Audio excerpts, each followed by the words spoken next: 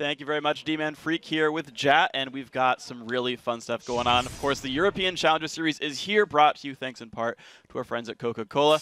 I'm Freak, he's Jat. Yeah, we got that. Okay, cool. Right. I had to make sure. I kind of forgot. I want to make sure I said it again. I usually get confused sometimes. And, of course, this quarterfinal is going to be a lot of fun, just like last week's. Yeah, Ninjas in Pajamas came back after losing the first game in their series, and then they won 2 games in a row. That was to kick off last week.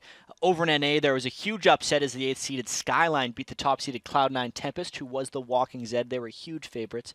And in other NA quarterfinal, LMQ's mid laner, remember, Xiaowei Zhao, he put up some huge CS numbers. 300 CS at 2250, which there was a lot of debate whether that was a record or not. It's close, but also 400 CS at 29 minutes and 36 seconds, which even though we don't keep 400 CS records, I feel like that has to be it. That's pretty freaking fast. I gotta give some props to him. Of course, tonight's quarterfinal fun continues with the former LCS squad Meet Your Makers battling Eyes on You in a best-of-3 throwdown. Yeah, the winner of that will advance to next week's semifinal, where they'll look to take on the team that makes it up tomorrow night's quarterfinal between Cloud9 Eclipse and Pulse Esports.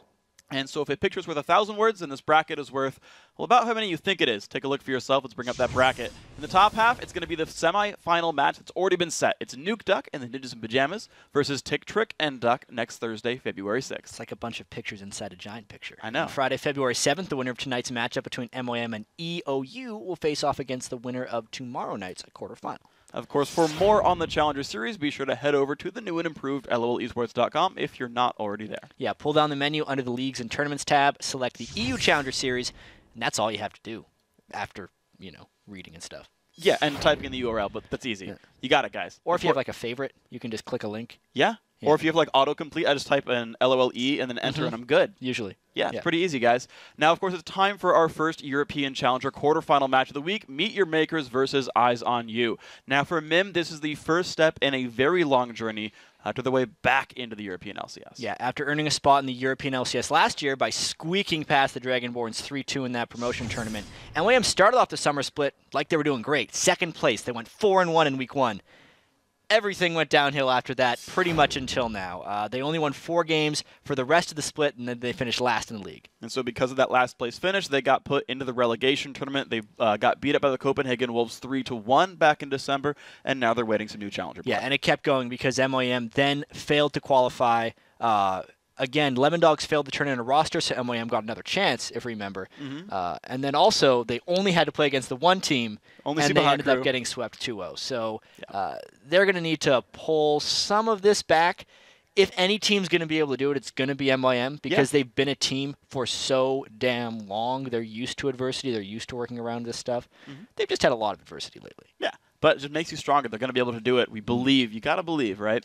Now, the team on the other side of the rift tonight is Eyes on You. They won a forfeit game in their very first play-in match, but then they squeaked by Unicorns of Love to earn a spot in today's quarterfinal. Yeah, that game was actually extremely tight between those two teams. The kills in CS were pretty much even, but it's in the past, and the 2 players to watch in today's are their AD carry Sir Scott and their new jungler, Skipper. Sir Scott was 7-3 and 10 on Jinx in their win. Skipper, of the newest member, replaced Fears. Fears had a good game, actually. He played Kha'Zix, went 9-6 and 5, but that wasn't enough to stop him from getting benched. The score doesn't always tell the whole story. A lot of times you can scapegoat. A lot of times you think you're bringing in someone better, and hopefully Skipper is better for them. Yeah, I mean, Skipper's been playing pretty well. He's in there in the solo queue, Diamond 1, I believe, last time I checked. So there's definitely some good talent on these teams. We are, of course, getting ourselves into Champion Select in just a minute here. And it's a best of 3. Yeah. You get into the top 4, and you start running those challenger points that are so important into the LCS road. Big note as well, Yasuo is enabled. Yep. Which basically means Yasuo will be banned. Most likely. We'll see. He even got buffed to 4.1. I know. I feel like that was a little ill-advised, but that's what patches are for.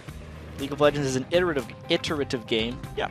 Which I didn't know what that word meant when I read it like 3 months ago, or like 3 years ago. Oh, okay. I was trying to learn like how Rubik's Cubes work, and I was like, it's an iterative process. I had no idea what it meant. And I was just like, this does not help me whatsoever. For those of you who don't know, it's like, it means you do it like step by step or again and again to eventually complete something. So there you go. That's why it's patch 4.1. There's been, I was going to say hundreds of patches, but maybe. Probably hundreds of patches at this point. Used to patch every 2 weeks for like 2.5 years. Not anymore. Nope. Every month-ish. Roughly. So the Yasuo is banned. Interesting thing is, by the way, that's actually more likely a Kuban ban.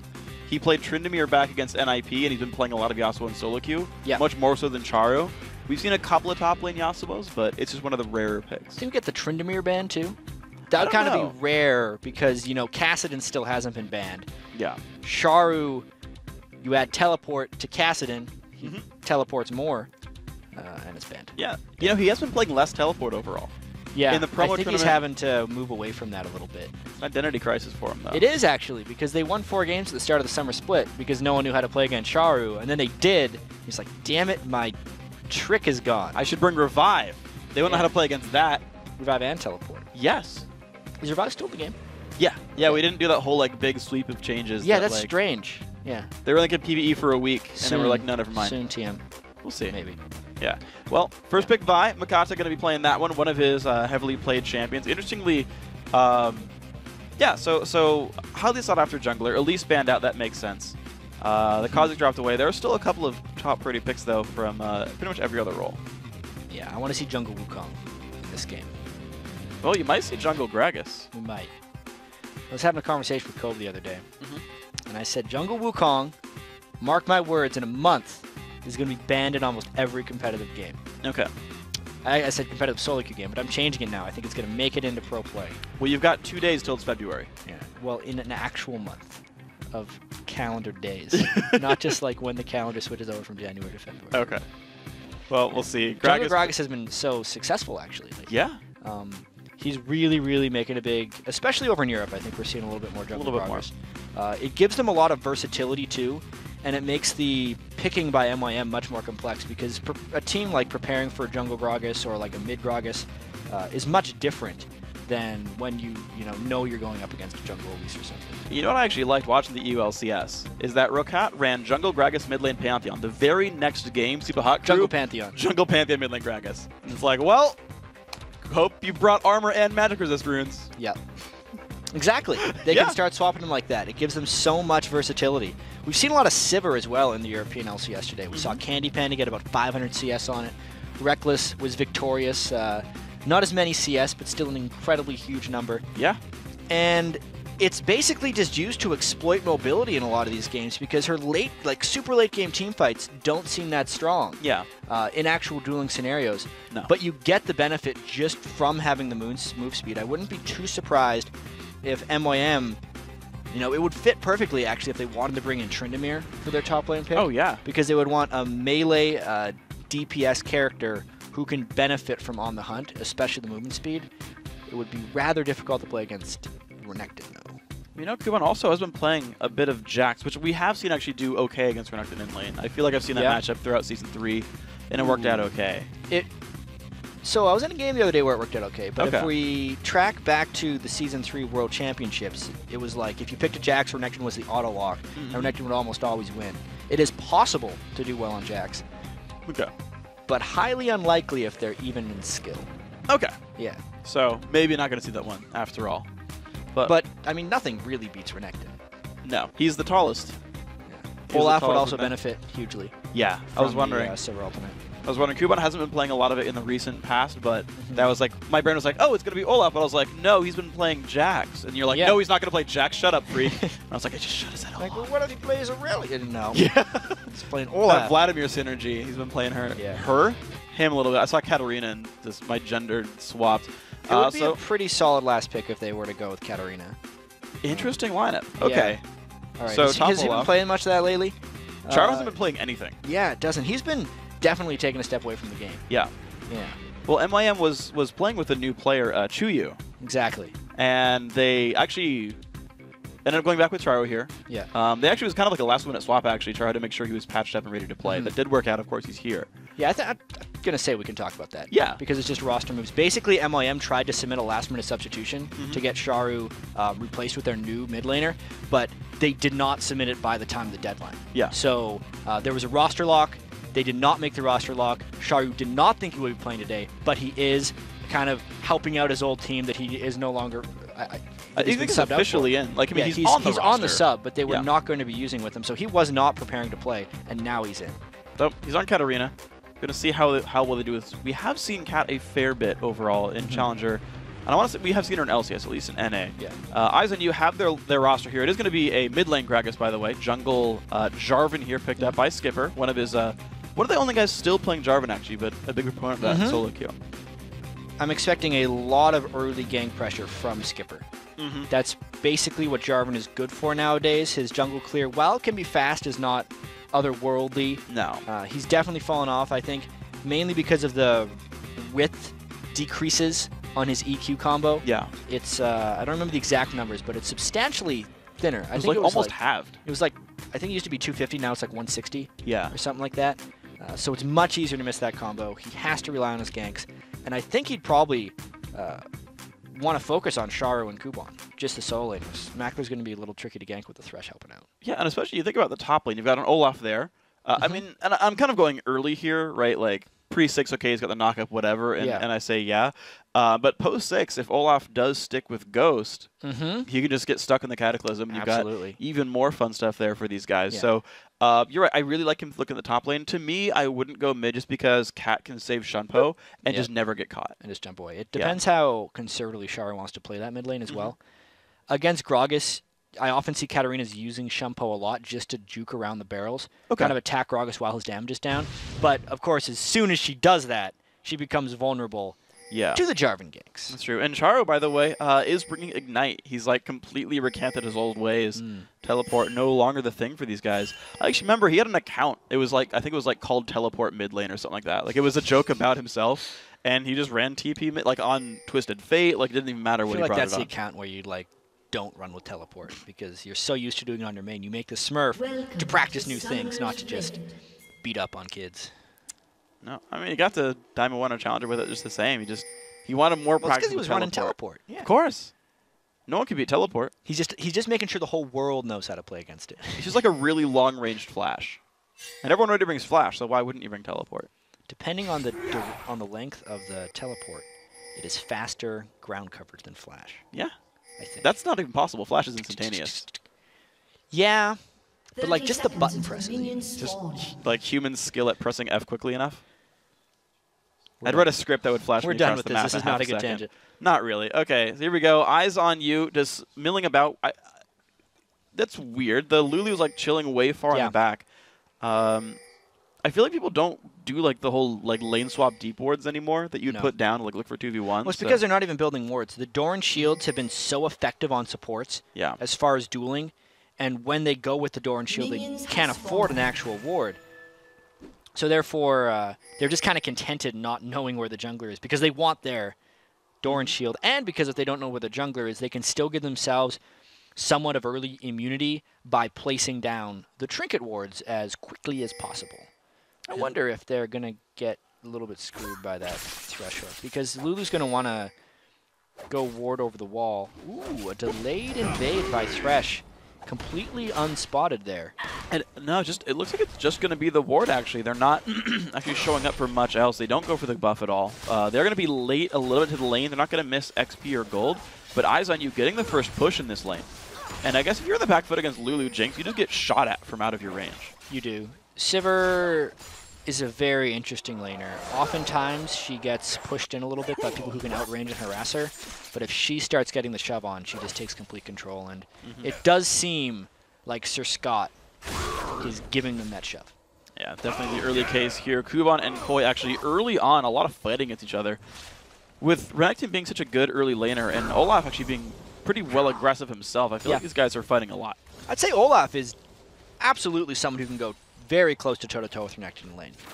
I think the main reason you don't see Olaf against Renekton more is people will just play him in the jungle rather than play him in the top lane. I know in talking with Benny that Benny would love to play Renekton top lane. It's just it's Zuna's favorite jungle. So if they ever get Olaf, it goes to Zuna. Well, Zuna, broaden your champion pool. I want to see Benny playing a little bit more Olaf. Same for Zion Spartan, I guess, as well. Like, you're almost never going to see Nintendo get the one up either. Nintendo will play Olaf every chance he gets. Yeah. Unless he gets Elise. I saw that once. It's like, oh, he didn't go for it. But that's fine. I understand junglers who want to play Elise. Makata just going to take away the rest of his Wraith camp, but Jarvan already looking for a gank bottom. Yeah, first jungle gank from Skipper. He is unspotted here. I expect that he should go on to Libic. Otherwise, the Lantern might help. But let's see where he decides to go. Can Lulu land the slow? Lands it onto Limbic. There's the shield Smart slow. gank. Waiting for the flash. He's going to go for one. There's the flash. EQ. Oh, the play comes in too early. Kill picked up by Lulu. Flash away by Skipper. Well played. Eyes on you. Yeah, Makata's going to try and even this out. Would have been a bad idea, so he doesn't. I agree, though, that the flay was off there. Libic may have been able to save his own skin, but it was the smart gank by Skipper there. So often, when people are ganking as Jarvan, they try and land the EQ combo right away. But it's so important to get the slows down initially so that even if someone flashes away, you can still close the distance with the EQ combo. That's why Skipper hit Libic first, then waited for the flash, and then chased afterwards. That's how you secure kills as a jungle. That was incredibly well played. He EQ'd basically into the flash and got the easy knockup right there. Looks like an early back there by Kuban. Did lose a bit of lane pressure there to Koi. So we got to hand it to Renekton for an early start here. And that push into the turret. So, pretty bad start for MYM. We were actually wondering before this whether Eyes on You was going to be able to kind of bring it to these games because they had that forfeit win, and their win in the last round was so close. It's hard to really judge the relative strength of these teams. There's another gank. And there's the flash from Charo. Does burn the flash, so that's pretty well worth it, but that's what you're talking about. Easy to dodge those ganks away if your flash is still up. Yeah. At least he's cycled flash in 2 lanes now, and Makati's not cutting him off in any of his jungle paths, so he can somewhat live in this middle point between the middle and the bottom lane. Uh-oh. He's going to wait until there's no minion wave for that Charo gank, and he might be able to get him near the turret. He has a trinket. If he's really sharp, he can Shunpo away and have a mini flash now that it's back up from cooldown. He could. That's what I'm going to watch for. Yeah, that's why he actually checked back towards the Jarvan. He thought he'd be checking in that area, and if he could have spotted Jarvan, then he could have like trinketed over the wall and probably escaped. He just doesn't want to get caught with Jarvan and Groggs because that's the way he dies. Koi dashes away, does not get hit there by Makata's Q, the Vault Breaker, not doing much. It looks like he's shoving the lane up. Kuban actually regened a lot of health since that last trade, and I'm guessing he wants to back because that you normally don't shove like that. Yeah, this is the jungler coming to enable the shove. They want to try and get this into the turret and make it so Koi can't hold it in front. Otherwise, Kuban will get denied a substantial amount of minions. And they're just going to be trying to get some items. Let's see what he goes with, actually. This will tell us a lot about the lane. Koi's going to match the recall with 11 more CS as well. Kuban went with 2 Doran's blades. He wants to fight that guy. And that's going to cost 880, so maybe he couldn't afford a... Now, actually, with those items, that's 980. He could have got a Giant's Belt or that. Yeah, I think he's just a little bit worried about getting over-aggressed, and he wants to sustain. He could have gotten the sustain with a Vamp Scepter, but then he wouldn't have gotten the health that comes with the Doran's Blades. Yeah. He's really worried about getting bullied by Koi here. Yeah, Double Doran's way more stats than a Vamp Scepter. It's like 6 more AD, 100 and something. Oh, the ulti comes in onto Charo. Does have the trinket. Can he jump to anything? Gonna get not knocked up yet, but the body zen's gonna land, and down goes Charo. Good pickup. So Skipper's ganks definitely paying off so far for Eyes on You. Yeah. Once he knew the flash was cycled for Charo, all that Power of Evil wanted to do in mid lane, he waited for the Shunpo and then hit him with the explosive cast. Very well played on all fronts right here. Bottom lane, neither of them backing yet. Actually, not even a potion had to be used by Sir Scott so far, but the minions do hold pretty equally here. So, despite everything that did happen early, it's a pretty close lane right now. Yeah, I gotta hand it to Eyes on You, just laning phase in general. Everyone's seeming to come away on head. Let's see if Koi can outduel knowing there's triple Dorans. Yeah, The well, answer is yes. the ulti popped up by Koi. They're going to be pretty safe overall. Kuban going to be actually pretty happy under his own turret as well. Should be able to eat a last hit. Oh, harassing pretty nicely, actually. Good damage there. 2 tower shots, not advised to be taken there. He's a pickaxe versus a Doran, so he's up in that way. Koi in the top lane. Yeah. So Tiamat Renekton coming through. That's always a fun one. I like Tiamat Renekton. Most likely. Not only does it allow him to shove the lanes faster, the Tiamat active will interrupt the lockout on the Renekton W, which allows him to burst substantially more damage. And he's going to want that if he's trying to push Kuban out of lane. I think this whole Eyes on You team right now is just trying to get all 3 lanes under control. That's why Skipper hasn't been getting top lane as much. If he gets Groggus and then Jinx and Lulu going, when every lane starts pushing at once, he can just kind of constrict MYM and stop them from being able to make it. And so far, so good though, because the ganks have been working in the mid lane. It worked off in the bot lane, and Renekton is doing his job at top. We've got a 1,500 gold lead now because of everything. No real turret pressure, no dragon pressure yet, but just the lanes themselves going to happy places. Jarvan waiting around the bottom lane again. We just keep tracking Skipper. It seems this roster swap, by the way, is working great for them. Yeah, Skipper has been making plays. Unfortunately for MYM, their roster swap, they waited too long to pull the trigger. They don't look ready for this game, based on what I'm seeing here. They're just kind of out of sorts. Makade hasn't pulled out any ganks on Vi yet, and the rest of the game just doesn't seem to be going their way here. Yeah, so we're going to be jumping into this one. Jarvan going into the ulti onto Libic, and before we get into that, we do have to get a quick pause. We pause at the worst times, Freak. Yes, unfortunately. But yeah, we are on a bit of a spectator delay, so we see them coming. Their flashes were up. Yeah. We'll be able to see that gank in its entirety when we get back from the pause. I hope. Yeah, shouldn't be a big problem. We can always go back in time for it. Jarvan had ulti, EQ, no big deal. Yes. Yeah, we're going to see the full gank. Don't worry about that. Yeah. But yeah, so we talk about the roster swaps then, because Skipper's obviously doing a very good job. He's not farming as much as Makata, but who cares? You got your team 2 kills. Yeah, of course like not. the Jarvan jungle is never been about farming. No. A lot of the junglers that we're seeing, at least recently, since the jungle items have been changed, have been like the damage-heavy farm junglers, and I love those type of junglers. This Jarvan's kind of a throwback into the Season 3 style of jungling. Yeah, he's going to get an Ancient Golem. He might even go for an Aegis. Actually, I probably would go for an Aegis just because you don't want to get like reset crazy from Katarina. Just like put the Locket Shield down, delay the first reset, probably just win the team fight out where I think it's probably really valuable. Really important, yeah. Yeah, I want to see that Locket.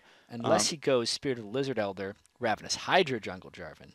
Just tries to blow somebody up. Makes no sense at all in this context. Absolutely not. I like Hydra Jarvan. It's fun. Top lane Hydra Jarvan's a lot. The Locket Down Solari is substantially better in this case. In this case, yes, it is. But in solo queue, don't worry about it. Just build Glass Cannon on every champion, even Alistair. Yeah, I want to see this gank though, and we're about to check it out again. So he's coming in. I predict no Cataclysm onto Libic. Nice call. Yeah. There's the fight. There we go. The box coming across slow there. The Flame Charmers gets flashed out by Libic, and he pulls him back in, goes onto the Flame Charmers, flashes away. Libic still taking damage. This Jarvan dropping dangerously low as well. Libic still under fire. Ulti comes out. Sir Scott picks it up. 1-for-0 down in the bottom lane, and Power of Evil is going to continue the train.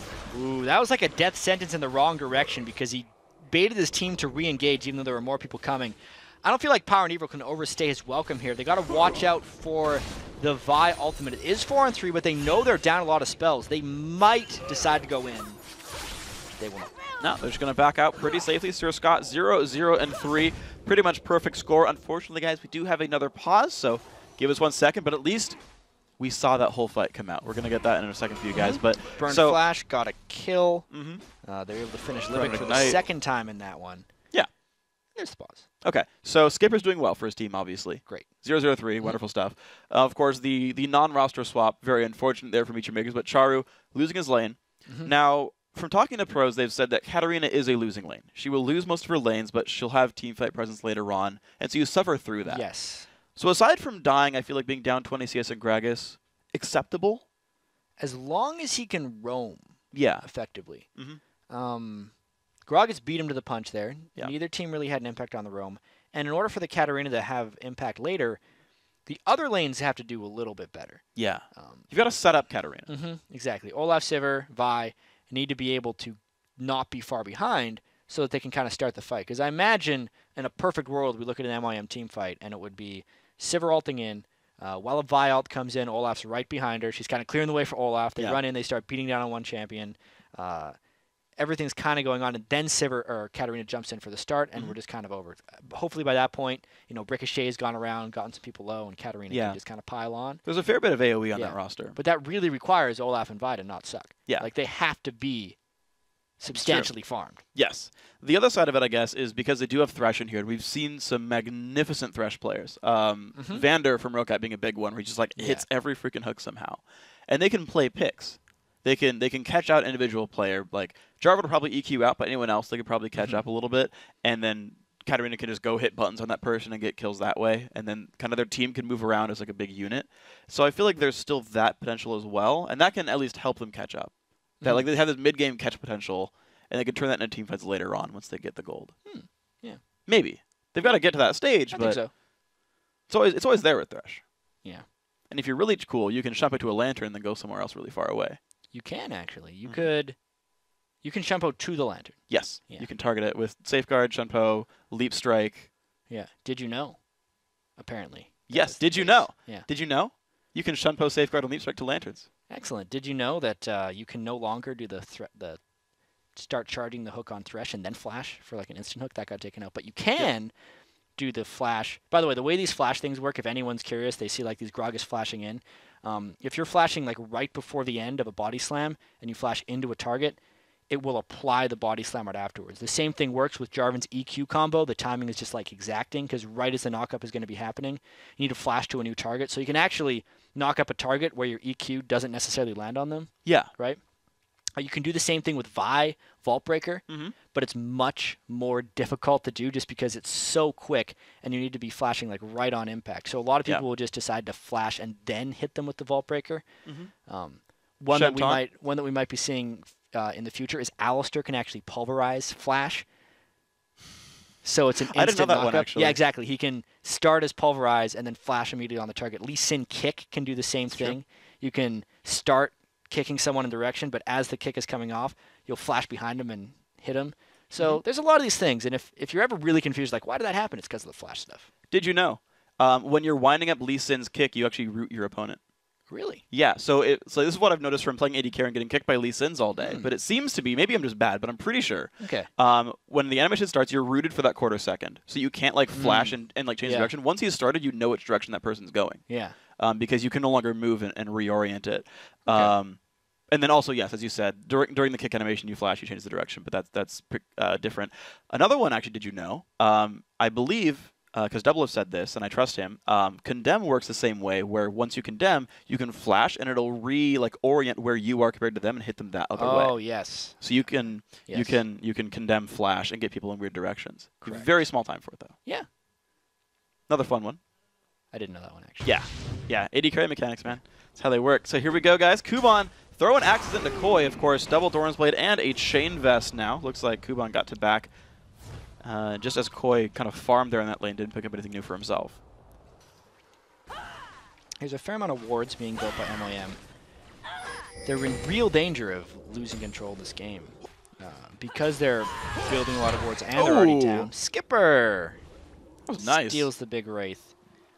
Putting most of his points in Q. That's what Jarvans do nowadays. What do you think on W versus E? Second. Ooh, good question, actually. I think it really depends on the type of game they're going for. If he's building tank items, I actually think he would want to max W second. He can do some substantial baiting for that too, since they're really going to be trying to keep Sharu down. I like the W max second. Okay. On tank Jarvan, if you're doing damage Jarvan, I'd like the E max second. Yeah, more attack speed. And more damage. Definitely also a big one. Yeah. It's actually, I feel like, I guess no, when you go for knockups on Jarvan, you still try to hit them with the E. Yes. I feel like you because like it's fast enough that you're not really like missing, like you're not betraying yourself by putting the E on top of them. No. Sharu, ooh, that was close. Gonna go for the fight back on a Power of Evil. Bit of damage there, but he's gonna survive. Yeah, he's really losing that lane badly now. 30 CS down. Did not even have to burn Flash. Did ignite him, though. That just goes to show you how one-sided that lane is becoming. Skipper wanted to get there, but they should just take this turret. Yeah, I was actually surprised that Gregus didn't go for the body slam flash there, because I felt like that would have been enough damage to kill Charu. I was like, he body slammed but missed it, and then I was like, oh, but we were just talking about how cool this move is. Yeah, Siberalt down bottom. Spy gank, he's going to land off of the flay and everything. Kunsk not in a good spot, ults himself as Lulu. They have the damage, there's the box, and yes, they give the kill over to Mockler as well, so that's a nice one. Mid lane turret did go down. Yeah, but they burned almost everything for that gank. It was really slick in the way they executed it. They do just get the Lulu kill after all, though. Do not even get turret pressure, and because they burned so much, I don't think they feel confident going for the dragon afterwards. Nice for them to get on the board. Great that the kill went to Mackler, but overall they had to invest a lot. And Mackler's got to be close to getting a Bloodthirster, though, at least. So there's something for these guys. Looks like we do see Vi still looking for this one, actually. They are going to go for just a later dragon. Now that Skipper has already recalled and has nowhere there to steal, this actually might work all right. Lantern comes out. Watch out for the Vi, or the Jinx ultimate. It's getting a little low. They got a lot of burst. Okay, they got it. Makata got low doing this, but he's going to be safe. Someone's got to block. Someone's got to block for them. Jinx, throw your ultimate. There it comes.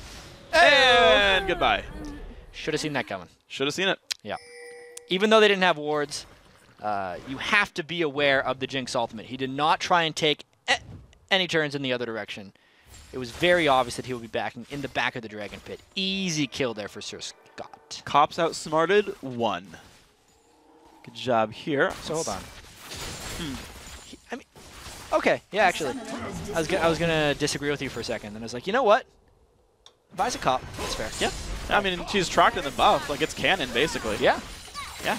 Wave's going to get cleared. Oh, that is not good for Lulu. The damage coming across. No ulti available. One more turret shot. Shields it. Mockler's going to land the Q and gets a lantern out. Beautiful execution. The MYM bottom lane making it happen. Yeah, that was really nice. You definitely think that that is suicide for Mackler to go back into the kill.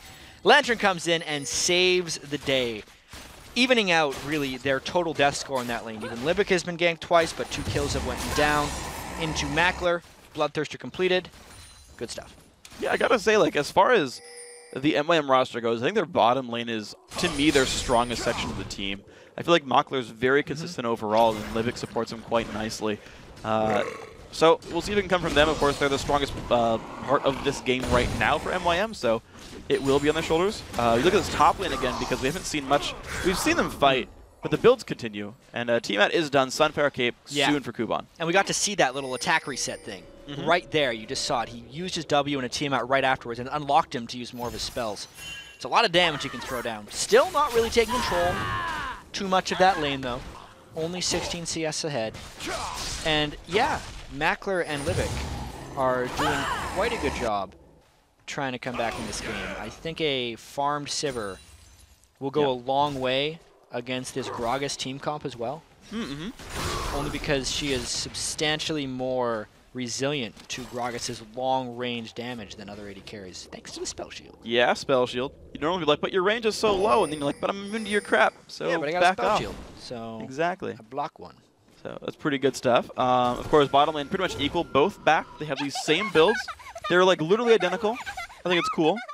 Always a fan of that. I bet you their skill order is the same as well. That's all fine and good. You know what? I think Jax and Sivir both, 5Q, 2W. I would expect the same for Mockler. Yeah, 5Q, 2W. All right. Play 80 carries, man. I know this stuff. I thought you were talking about the junglers for a second. Oh, no. Maybe that's too. Oh, look at the distance cover. Look at the knock up there. Sir Scott getting pushed around. There's the pull back in. A lot of damage. 400 health left on Sir Scott and Mockler. Another kill. Man, happiness. So that is Lantern directly into a Vi ultimate pretty much every time. So it's almost like a 2,000 range Vi ultimate is what it looks like. That is basically unavoidable. Yeah. Every time they want to pull that off. So well done for MYM for pulling it off again and again. Their execution on that move is great. Uh-oh, speaking of getting executed, Skipper dropping down to half HP. Mokata coming around the side. Will he go for it? He showed himself. Now they know it's a 3-on-2. They ping him away.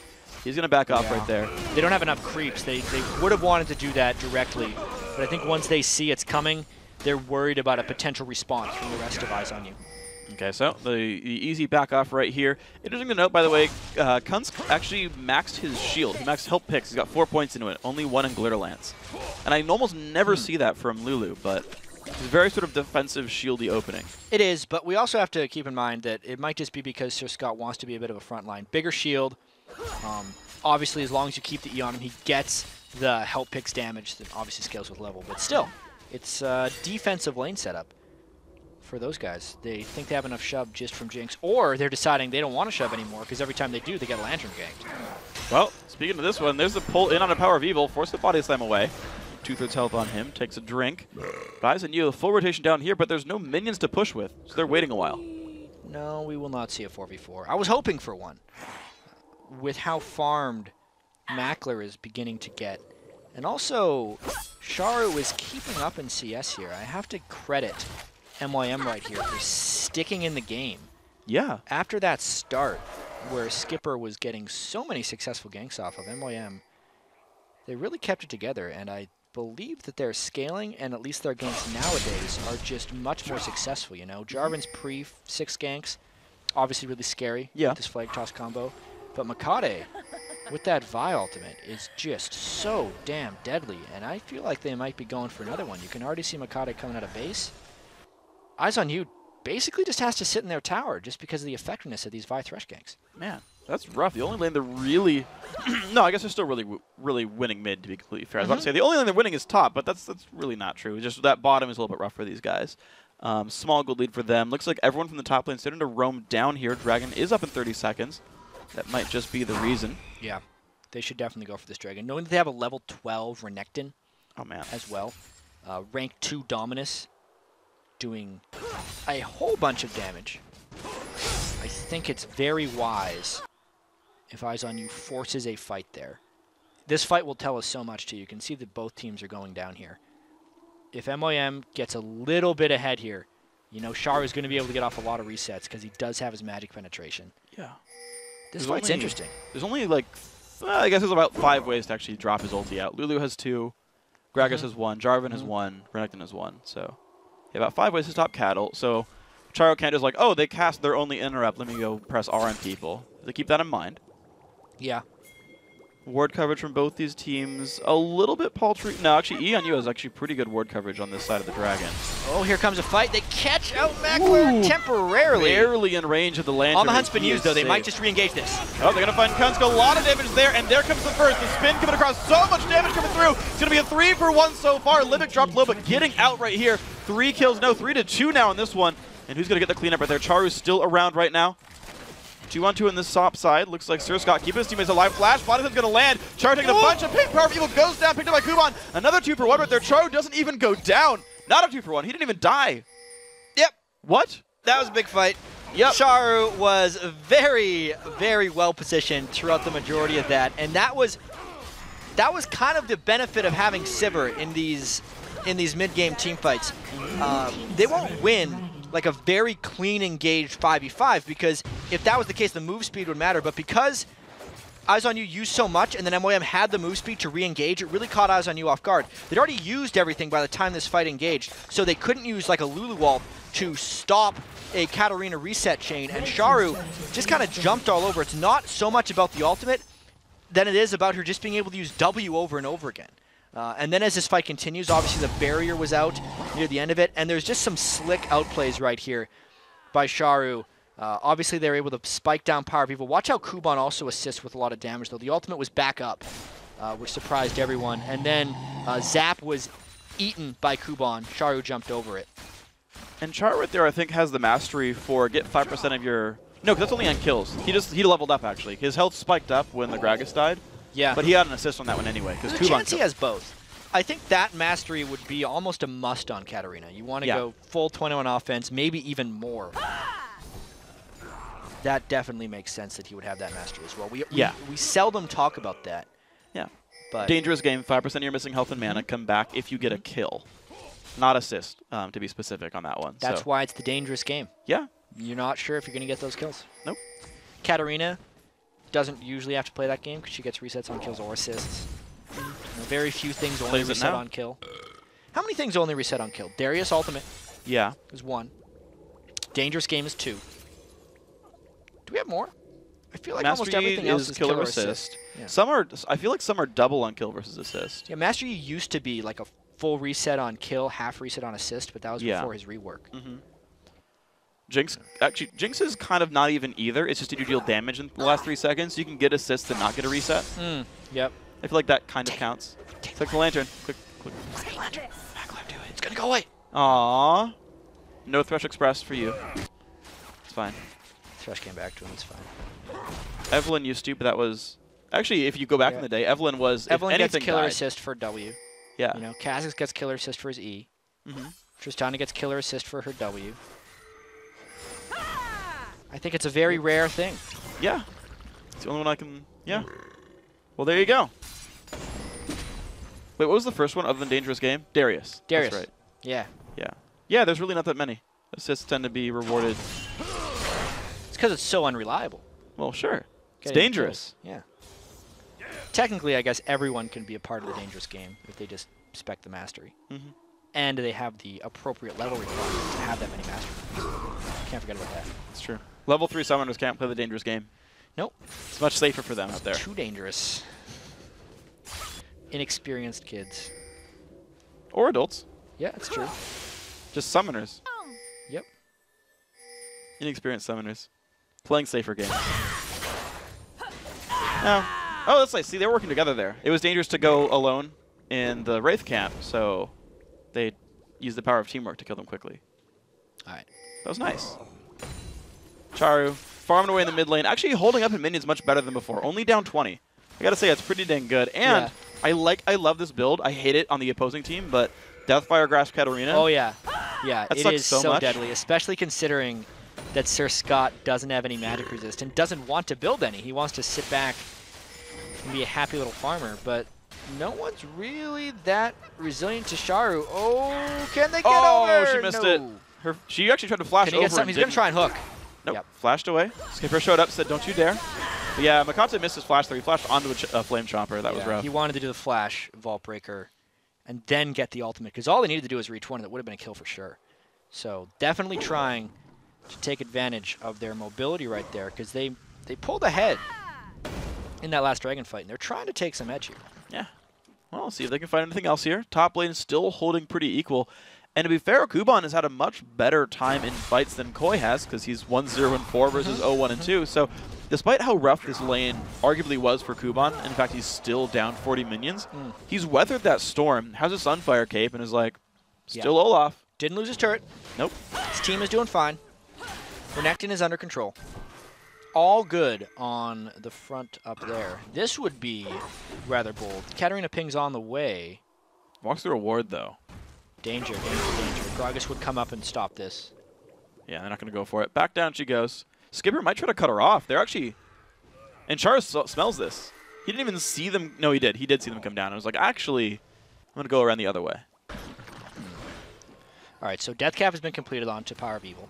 That's rather large.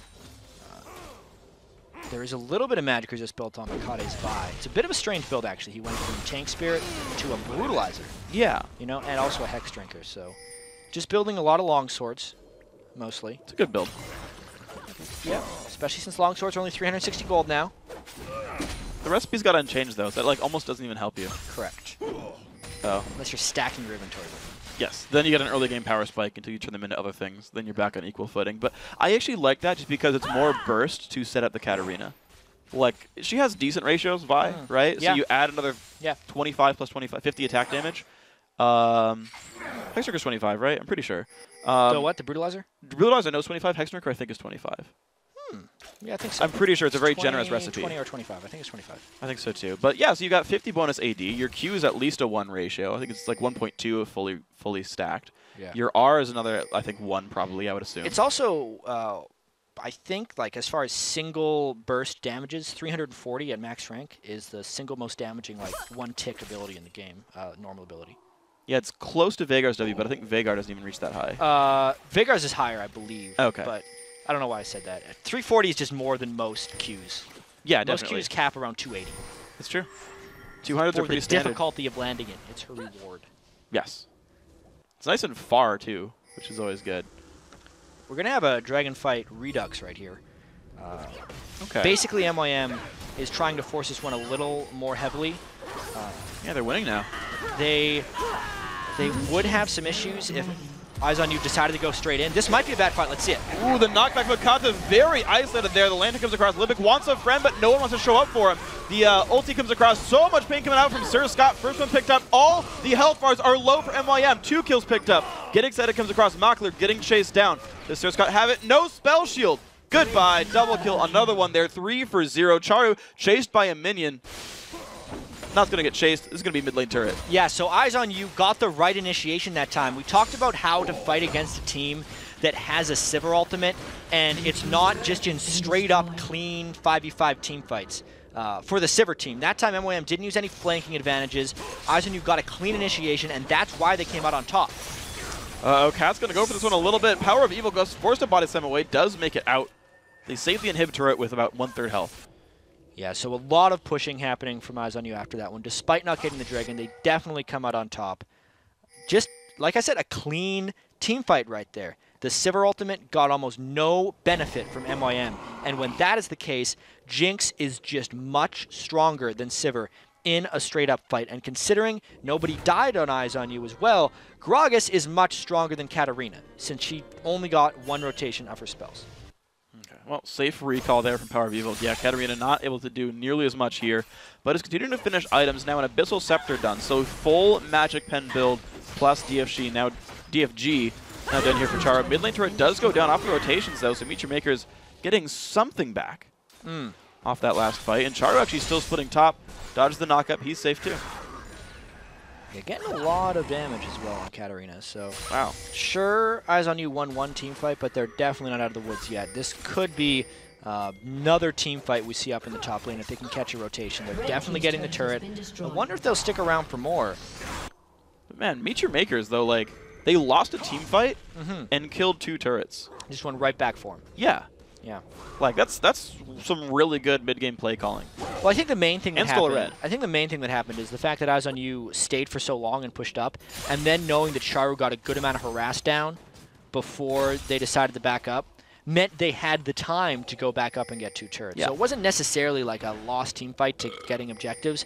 It was a punishing Eyes on You for staying too long to then get objectives. Well, sure, but at the same time, the point is that, like, you normally expect the team that lost a fight to, like, to get dunked on, and it's like, you stayed too long, MYM realized that, and then capitalized. So, yeah, I mean, I guess we're both right? Like, you're right, Eyes on You stayed too long, but I still like MYM for, like, realizing all the advantages to take. Yeah.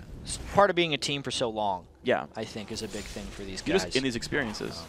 They didn't start the game well, but they're definitely playing the mid game now that I think everyone's kind of settled in for MYM. Yeah.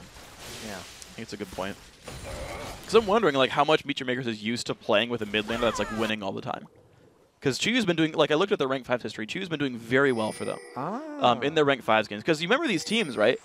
The cutoff for the next series for Challenger is in, like, 3-4 weeks. You've got to get to Challenger by then. You got to keep playing rank 5s, exactly. Yeah, all these teams have rank 5 histories. Every single one of them has a bunch of rank 5 games. Yep. Because they've got to make sure they get into split 2 if they didn't make top 3 here. So MYM's been playing with Chuyu. He's been doing very well. Eyes on You has a bunch of games in the record. Most of them have about 6 to 8 games. Yeah.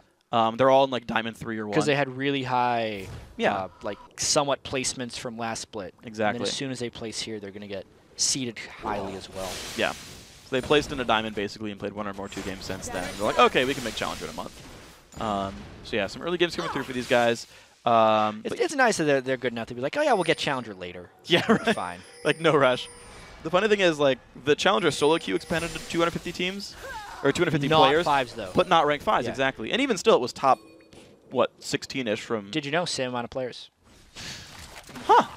Well, that depends, You said solo queue was 200? 250 or 200, I forget. Yeah. If it was 250, it would be same amount. I believe Challenger solo queue is 200, though. Yeah, that makes sense. Yeah. So it's a few more players are actually in ranked 5s. Yeah. You have 9 guys on a roster. You do. Or the same 5 guys could make 50 teams and have less. No, or you can't. You can't. Because you can max 5 teams. Okay.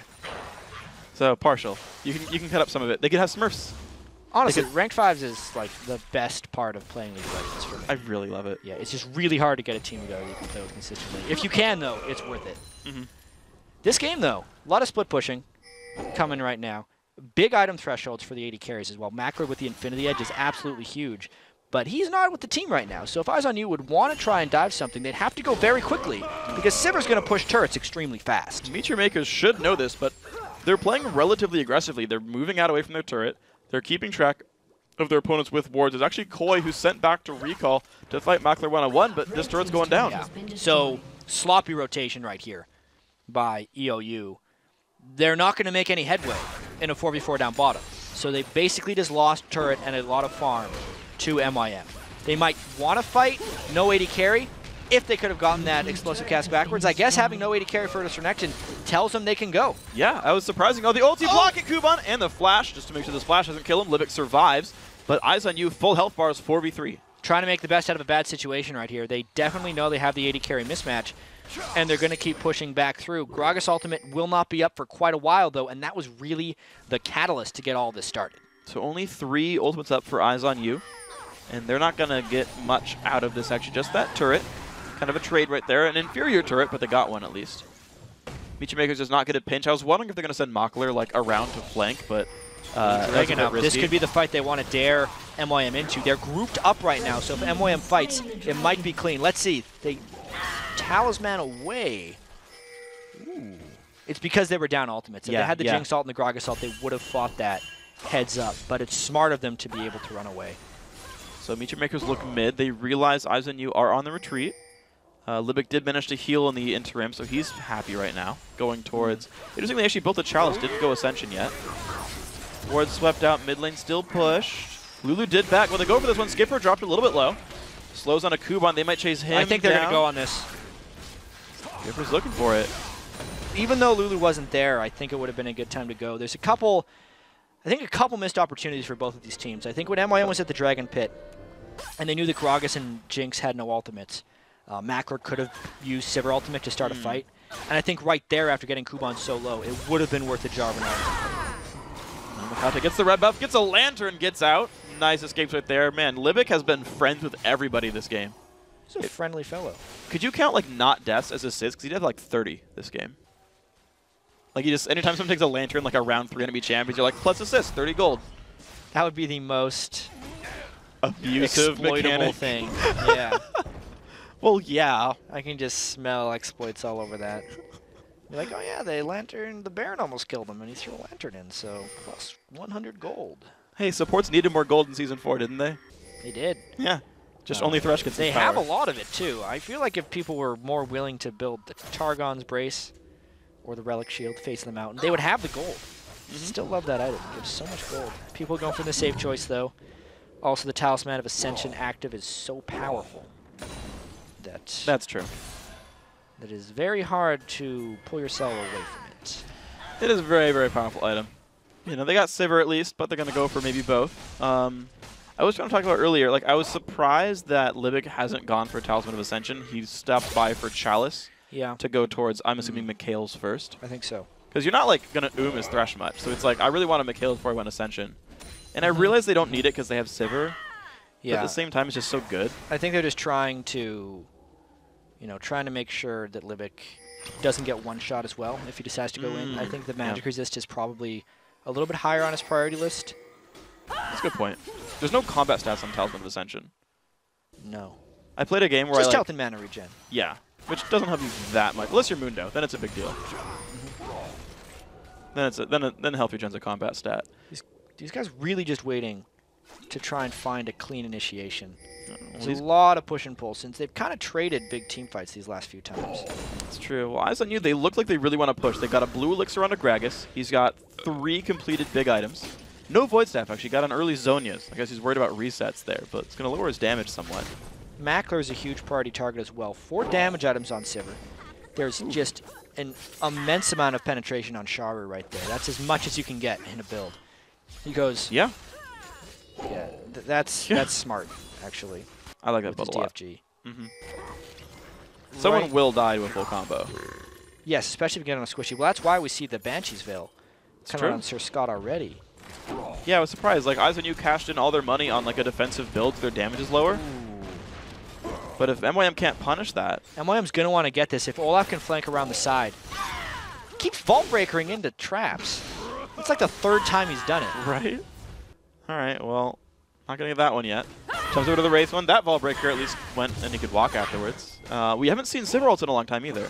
Like, MYM are really not forcing the issue here. Yeah, there's a lot of cooldown discipline right there. I think it's a combination of these teams wanting to find like a perfect initiation and also both thinking they have a really good shot late game. Oh, they do. Yeah. Right here. Yeah, because right here, like, Mackler is damage-wise stronger than Jinx.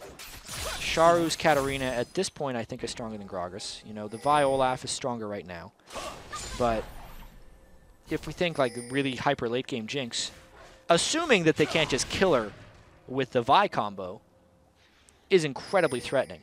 You know, isolate someone back with Gragas, spike that person down, and then maybe move from there.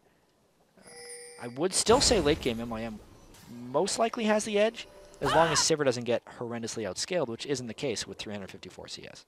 All right, so she's pretty happy right here. We're looking at just standard splits for these guys, and they're kind of like, I feel like it was like really tense for like 2 minutes, and then they're like, all right, you know what, nothing happened, we'll back off.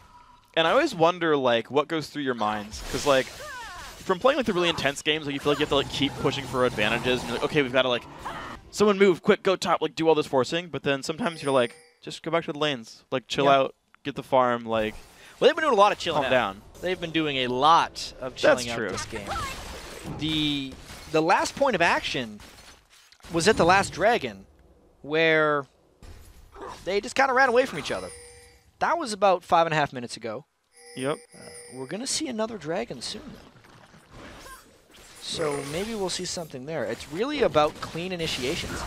Eyes on You just wants to be able to get a barrel and isolate a target properly so Jinx can start cleaning up, whereas MYM really just wants to get a Vi ult on a good target so Sharu can go in and finish. That may have created something, Shunpoing in like that, if Eyes on You was more willing to capitalize immediately. MYM's looking. But they're not. They're definitely trying to get something. Like if a hook lands, I think they'd go.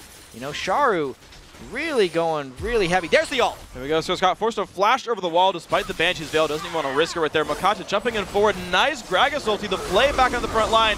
Skipper's going to push people back around. Renekton's going to run back as well. Makata in the front line. Skipper's going to get dropped down. Kuban. There's 2 kills for Meteor Maker. Sir Scott, goodbye. 3 for 0. Nice. Yeah, that was clean right there by MYM. No one could get engaged on at the right point. Eyes on You, Skipper couldn't get anywhere close to Mackler, which meant Sharu could just bide his time and go in when he wants. They get the hook as well. This could be the game, Freak. Wow, Sharu is godlike. 7, 1, and 2. 30 seconds of the death timers. Inhibitor turret going down. Couple of minions following suit with the team. 40 minutes in.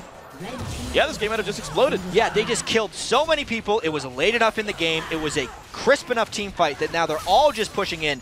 That Nexus is going down. Lulu cannot defend it. Turret number 2 is going to go down. Meteor Makers looking to make their way back into the LCS in this quarterfinal Challenger Series matchup. It's going to be Nexus number 1 making Meteor Makers 1-0 versus Eyes on You. And that game was not easy. No. Let's be fair. They were down a substantial amount of gold in the early game, 2,000 or 3,000 before the first Dragon fight. But they did have the superior late game team composition and also the ability to find the right team fights. We had a very long lull in the mid game right there, but they were able to just find the fight, save Sivir, keep Katarina safe, and just not get engaged on. Yeah, they juked all the engages, and that's what I kind of liked about what Sivir ulti did. So compared to conventional like engage was like, okay, I flash timbers you, the fight starts, but then all of these repositioning tools have been used. Yeah. Where Sivir ulti lasts like 8 seconds, and so you're like, okay, we didn't get you in the first second. So just use loop back, your engage. go back in again. Yeah, at second 5, you can go back in and still have 20% movement speed. And that's why they caught up again. It was really cool. They used the first half to get away from the tools and come back in. It was fun. Yeah, I think actually it took MYM about 15 minutes to find their bearings again. They've been playing a lot with the other mid laner. They had to play with Sharu again. Yeah. I would be very confident if I was MYM going into the next game, knowing they came back from behind. They were scrambling to get here. Now I think they're going to be settled.